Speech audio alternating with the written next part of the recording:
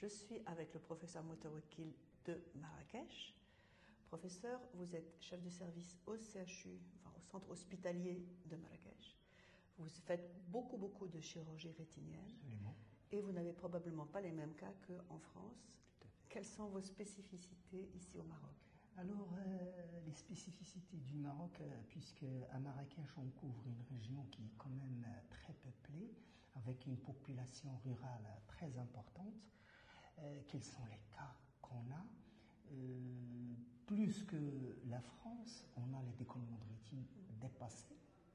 Vu l'éloignement, vu beaucoup de choses, ils arrivent à un stade avancé.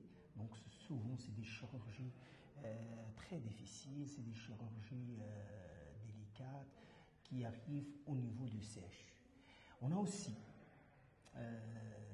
si on peut l'appeler l'épidémie du diabète. Oui, bien sûr. L'épidémie du diabète fait des ravages chez nous, mais plus que ça, les malades arrivent à des stades très avancés de rétinopathie diabétique, qui n'existent pas ailleurs. C'est une particularité de nos conditions socio-économiques et les malades, malheureusement, on n'arrête pas de le répéter, ils arrivent à des stades très avancés.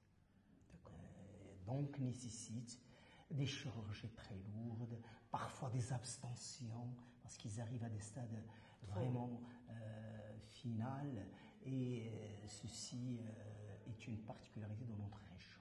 Le troisième problème qu'on rencontre au Maroc, malheureusement ça continue, on a fait énormément de vidéos éducatives, mais malheureusement on continue à les voir, ce sont les corps étrangers intraoculaires. Parce que les patients, la population bricole énormément, soit en martèlement, et donc on a souvent des corps étrangers. Vous ne pouvez pas passer au niveau du service et ne pas trouver 2 à 3 corps étrangers par semaine. C'est énorme, avec des pertes de vision parfois dramatiques.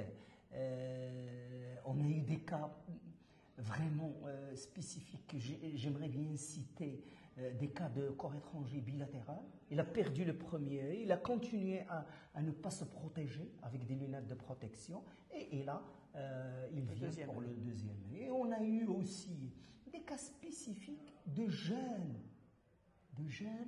à un âge très jeune et qui ont des corps étrangers. Donc voilà les 3 défis majeurs au niveau de notre pays sur le plan de la chirurgie vitréo-rétinienne.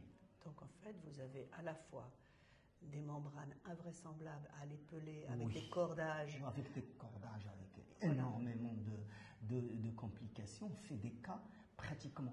Nous, au CHU, on fait des cas pratiquement où personne ne fait. D'accord. Pratiquement. Et la deuxième question, entre tous ces diabétiques et ces corps étrangers, est-ce que vous avez beaucoup d'endophtalmie?